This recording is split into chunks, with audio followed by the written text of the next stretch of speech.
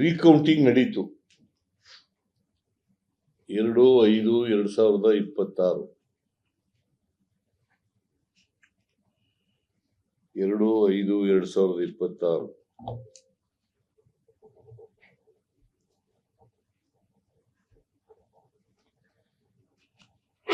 23ರಲ್ಲಿ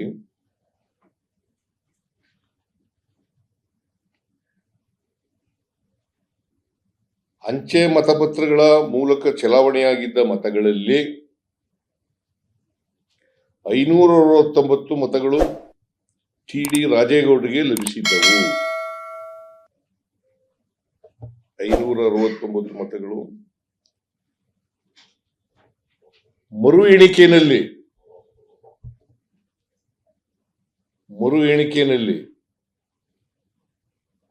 314 ಮತಗಳು ಮಾತ್ರ ವ್ಯಾಲಿಡ್ ಅಂತ ಆಗ್ತವೆ. ಅದರಲ್ಲಿ 255 ಮತಗಳು ಕಡಿಮೆ ಆಗಿದ್ದಾವೆ.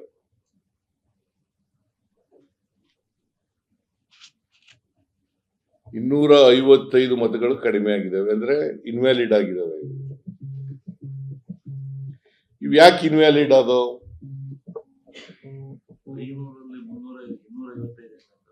ಅದೇನೆ 569 ಮತಗಳು ಬಂದಿದ್ದು ಅಂತ ಸರಿಯಾಗಿದ್ದಾವೆ, ಇವೆಲ್ಲ ವ್ಯಾಲಿಡ್ ಇದಾವೆ ಅಂತ ಮಾಡಿದ್ರು ಇಂದಿನ 23ರಲ್ಲಿ. ಈಗ 255 ಅಂಚೆ ಮತಗಳು ಇನ್ವ್ಯಾಲಿಡ್ ಆಗಿದ್ದಾವೆ ಅಂತ ಆಗಿದೆ.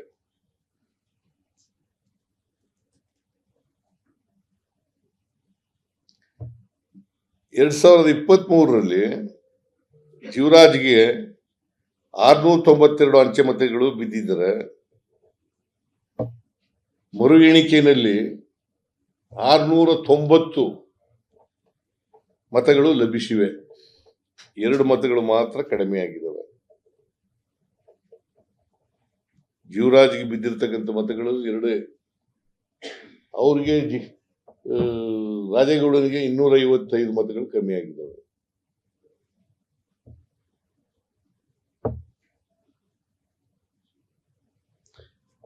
ಇದನ್ನ ನೋಡಿದಾಗ ಬಹಳ ಸ್ಪಷ್ಟವಾಗಿ ಗೊತ್ತಾಗುತ್ತೆ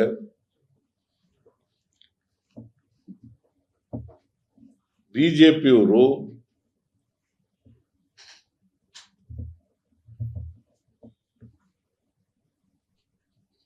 ಕ್ರಿಮಿನಲ್ ಕಾನ್ಸ್ಪಿರಸಿ ಮಾಡಿ ವೋಟ್ ಚೋರಿ ಮಾಡಿರ್ತಕ್ಕಂಥದ್ದು ಬಹಳ ಸ್ಪಷ್ಟವಾಗಿ ಗೊತ್ತಾಗುತ್ತೆ.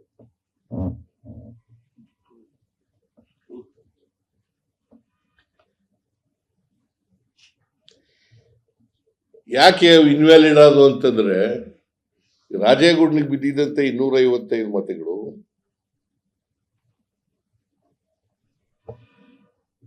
ಅದರಲ್ಲಿ ವ್ಯವಸ್ಥಿತವಾಗಿ ತಿದ್ದಲಾಗಿದೆ. 250 ಮತಗಳನ್ನ ತಿದ್ದಲಾಗಿದೆ. ಯಾಕಂತಂದ್ರೆ ಒಂದು ಮಾರ್ಕ್ಗಿಂತ ಇನ್ನೊಂದು ಮಾರ್ಕ್ ಇದ್ರೆ ಅದನ್ನ ಇನ್ವ್ಯಾಲಿಡ್ ಅಂತ ಮಾಡ್ತಾರೆ.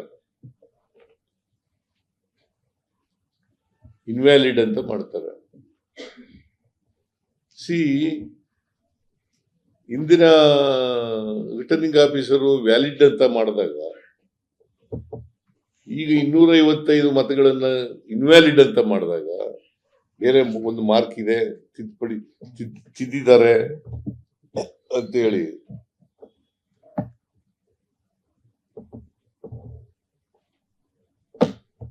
ಇದು ನಾಟ್ ಓನ್ಲಿ ವೋಟ್ ಚೋರಿ, ಇದು ವೋಟ್ ಡಕಾಯಿತಿ.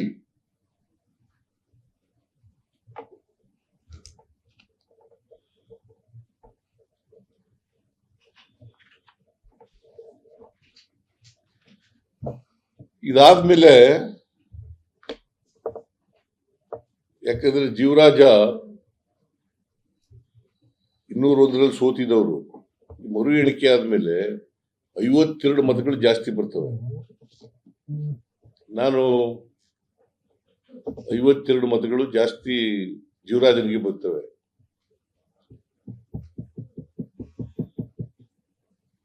ನಾನು ಅಧಿಕಾರಿಗಳ ಜೊತೆ ಮಾತಾಡಿದೆ, ಮತ್ತೆ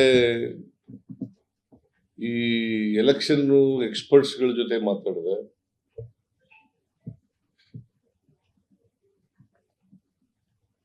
ನನಗೆ ಗೊತ್ತಾದ ಏನಪ್ಪಾ ಅಂತಂದ್ರೆ, ಈ ಸಾಮಾನ್ಯವಾಗಿ ಎಣಿಕೆ ಆದ್ಮೇಲೆ ಎಲ್ಲ ದಾಖಲಾತಿಗಳನ್ನೆಲ್ಲ ಒಂದು ಟ್ರಂಕ್ ನಲ್ಲಿ ಇಟ್ಟು ಕಳಿಸ್ತಾರೆ ಅವರ ಕೆಳ ಅಧಿಕಾರಿಗಳು.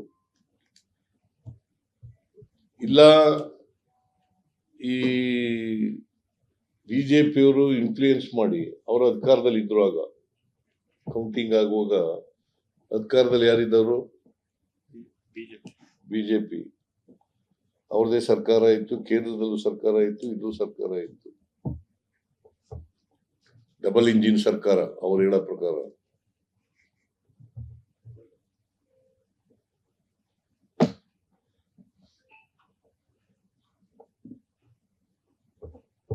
ಸೊ ಅದರಿಂದ ಬಿಜೆಪಿಯವರು ಸಿಬ್ಬಂದಿ ಮೂಲಕ ಯಾರು ತಗೋಬರ್ತಾರೆ ಟ್ರಂಕ್ಗಳನ್ನ, ಅವ್ರ ಮೂಲಕ ತಿದ್ದಿರ್ತಕ್ಕಂಥದ್ದು ಖಚಿತ ಆಗಿದೆ.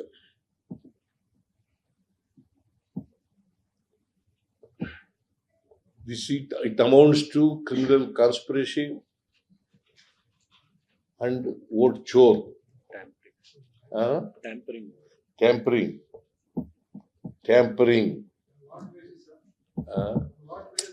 ಆಮೇಲೆ ಮಧ್ಯದಲ್ಲೇ ಕೇಳ್ಬಿಟ್ರೆ ಹೆಂಗೆ ನನಗೆ?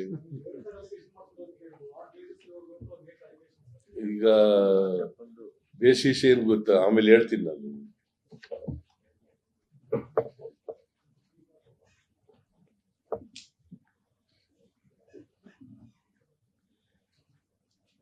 ರಾಜೇಗೌಡರಿಗೆ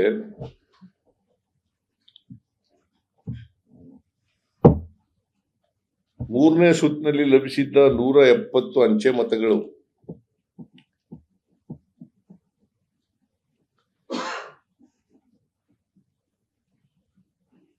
ಬೇರೆ ಅಭ್ಯರ್ಥಿಗಳು ಇದ್ದಾರಲ್ಲ, 12 ಜನ ಒಟ್ಟು ಕ್ಯಾಂಡಿಡೇಟ್ ಆಗಿದವರು. ಆಗ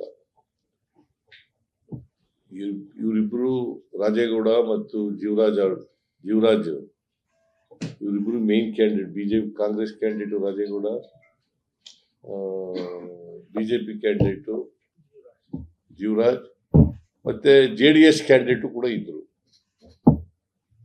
ಅದಲ್ದೇನೆ ಇನ್ನು 3 ಜನ ಬಿಟ್ರೆ ಇನ್ನು 9 ಜನ ಇಂಡಿಪೆಂಡೆನ್ಸ್ ಇದ್ರು.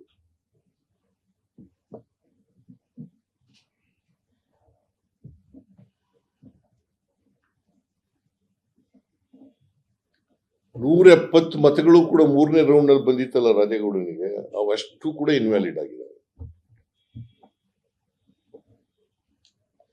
ಅವೆಲ್ಲವೂ ಕೂಡ 23ರಲ್ಲಿ ವ್ಯಾಲಿಡ್ ಆಗಿದ್ದು.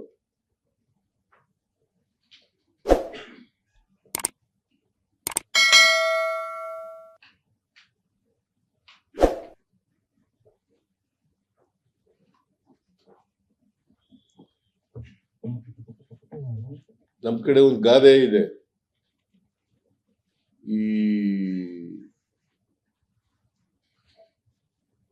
ಹಣ್ಣು ತಿಂದವನ್ ತಪ್ಪಿಸ್ಕೊಂಡ, ಸಿಪ್ಪೆ ತಿಂದವನ್ ಸಿಕ್ಕಾಕೊಂಡ ಅಂತ ಒಂದು ಗಾದೆ ಇದೆ ಅಲ್ವೇನಮ್ಮ? ಮೈಸೂರಿನಲ್ಲಿ. ಆಮೇಲೆ ಈ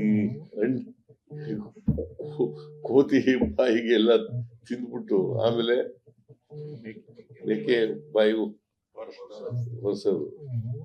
ಹಾಗೆ ಇವರು ಬಿಜೆಪಿಯವರು ಮಾಡಿರ್ತಕ್ಕಂಥ ಕೆಲಸ ಇದಲ್ದೇನೆ ಇದನ್ನ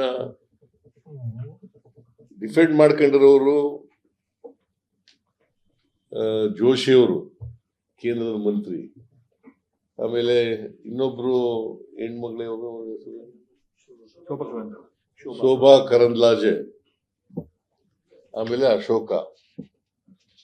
ಲೇಟೆಸ್ಟ್ ಹಾಗೂ ಇಂಟ್ರೆಸ್ಟಿಂಗ್ ಸುದ್ದಿಗಳಿಗಾಗಿ ಬಾಸ್ ಟಿವಿ ಕನ್ನಡ ಚಾನೆಲ್ನ ಸಬ್ಸ್ಕ್ರೈಬ್ ಮಾಡಿ. ಹಾಗೆಯೇ ಬೆಲ್ ಐಕಾನ್ ಪ್ರೆಸ್ ಮಾಡಿ. ಇದರ ಜೊತೆಗೆ ಫೇಸ್ಬುಕ್, ಇನ್ಸ್ಟಾಗ್ರಾಮ್, ಎಕ್ಸ್ ನಲ್ಲೂ ಮಿಸ್ ಮಾಡದೆ ಫಾಲೋ ಮಾಡಿ.